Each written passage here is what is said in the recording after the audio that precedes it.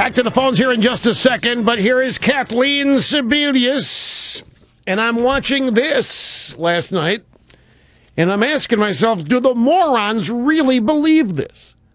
Does this stuff still work? See what you think. Here's the first three sound bites. The president ensured women's free access to preventive services like breast cancer screenings. So the good news is being a mother is no longer a liability, and being a woman is no longer a pre-existing condition. Now that's what change looks like. They applauded that, folks. When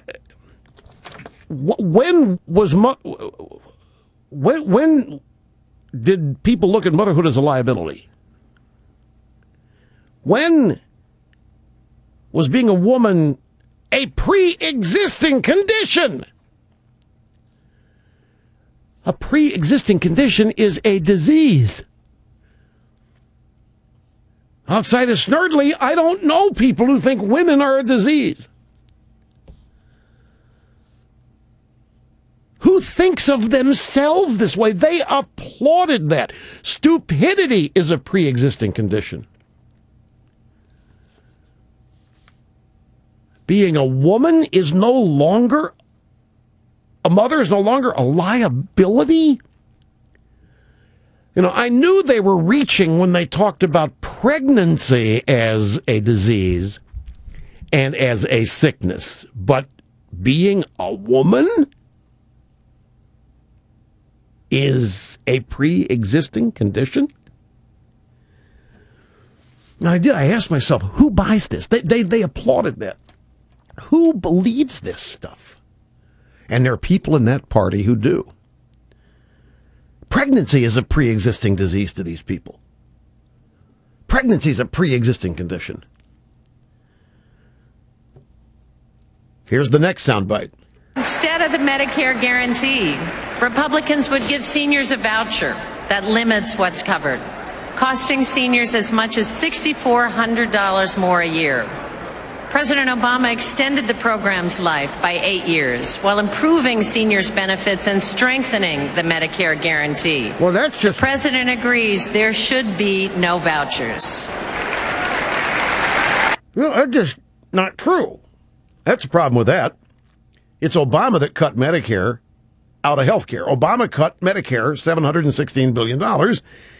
And if you're 55 or older and Medicare reform happens as the Republicans have it planned, no change. Literally no change. You can if you want. You can opt out of Medicare, but you don't have to. Nothing will change. They lied to their teeth about that. Just, they're going to give all the seniors vouchers? That's totally optional. And here's the final bite from her. Romney and Ryan will take away women's basic health services and turn a blind eye to insurance discrimination. President Obama stands up for women, giving us control over our own health care. Romney and Ryan would put insurance companies back in control. I don't care about that. Romney and Ryan will take away women's basic health services. That's treatment. Romney and Ryan are going to take away women's health care. Now that's more like it. I was getting all jazzed. That's what these people usually stand for. That's the kind of stuff I was expecting the rest of the night. This kind of pablum. This kind of stuff that makes us all puke. Republicans want to kill your dog, want to kill you, want to kick you out of your house. Old folks, you have a duty to die, get out of the way. Oh, it's the Democrats who said that, sorry. But that's what I was hoping to hear. And I got it from Sebelius. But that was it. And then Dick Durbin. This was great. This is Brett Baer's show. The 6 o'clock show. Special report with Brett Baer. Formerly with Britt Hume. Brett Baer has Dick Durbin on it. The Democrats have just yesterday taken God out of their platform.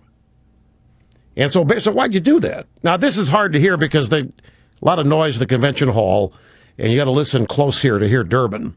But he's there because he knows. Here's the thing. Durbin knows the fact that that news has gotten out. Democrats have taken God out of the platform. That's not something insignificant. That could really, really be a factor in the outcome of the election. More so than Michelle's speech. That's big, believe me.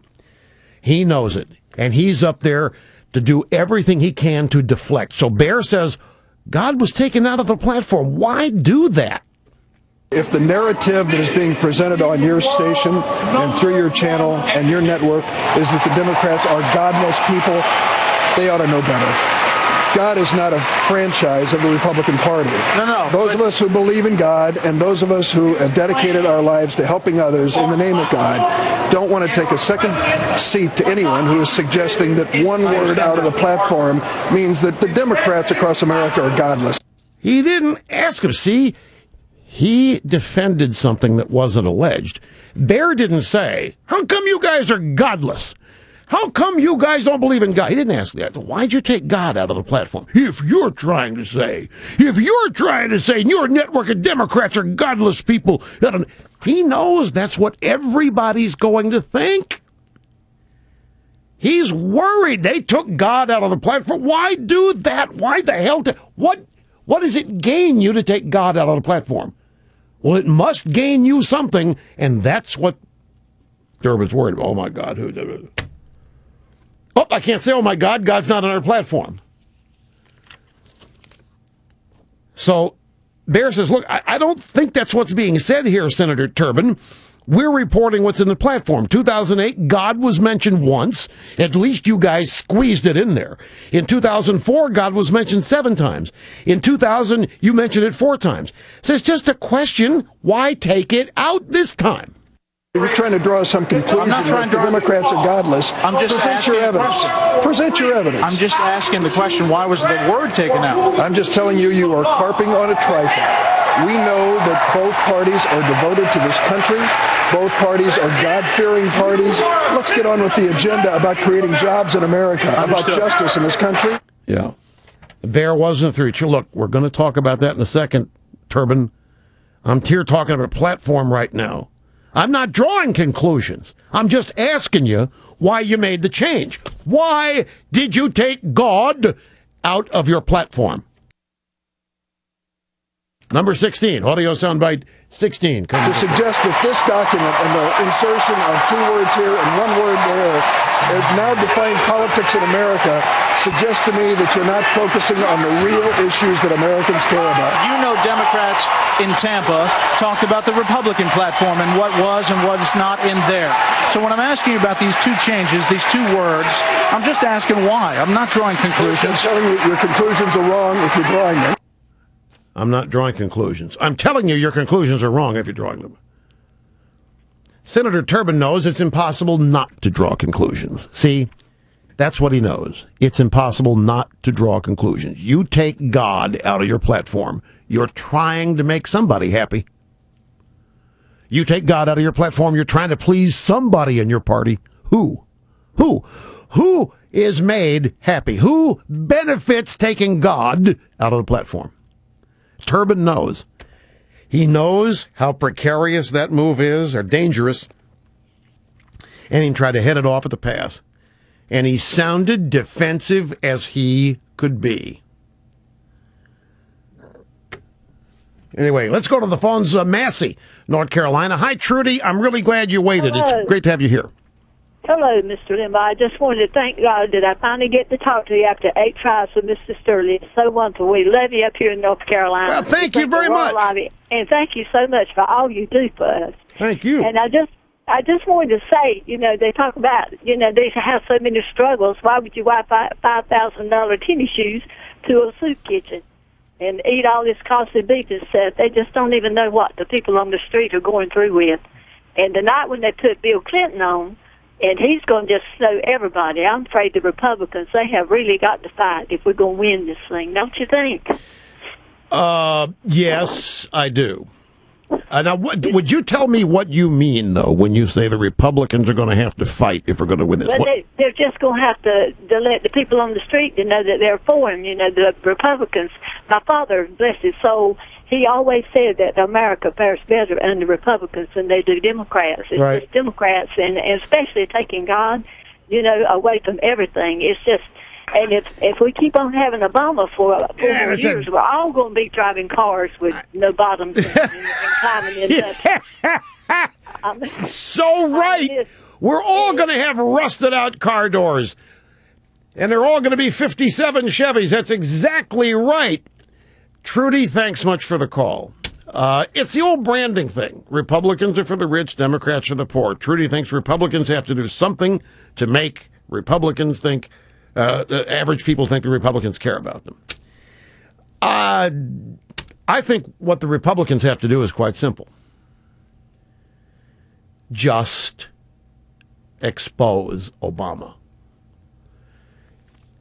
There's not time, and there's really not a way here. You can't change the branding. Republicans don't like average. The way the Republicans have to do it, the Romney camp is going to have to expose Obama's record. They can't pussyfoot about this.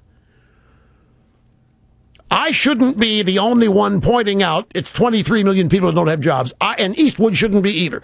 I shouldn't be the only one pointing out that average family income is down $4,000. I shouldn't be the only one pointing out that we haven't had anything under 8% unemployment since Obama took office. I shouldn't be the one pointing out that there is no recovery. It's the worst recovery since the recession.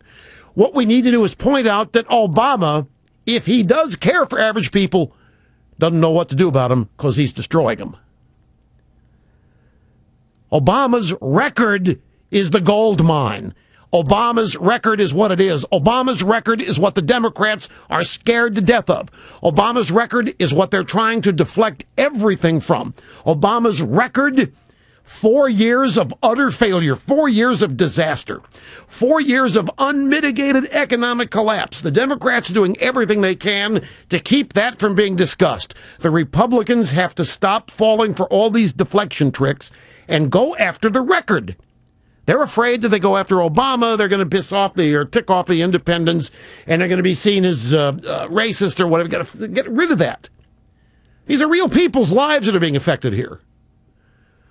The historical nature of Obama's presidency is done for. I mean, that 2 days after he's immaculated, okay, first black. Now he's the president, not the black president, not the male president, not the golfing priest, the president.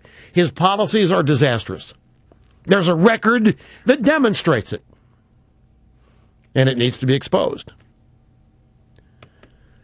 If I were the Republicans, my mindset would be win this in a landslide. If I were the Republicans, my attitude would be go for everything, win this as big as possible, and give myself as big a mandate as possible after I win. I'd shoot everything I got. We're talking about saving the United States of America here, as it was founded. That's what I think Republicans fighting means.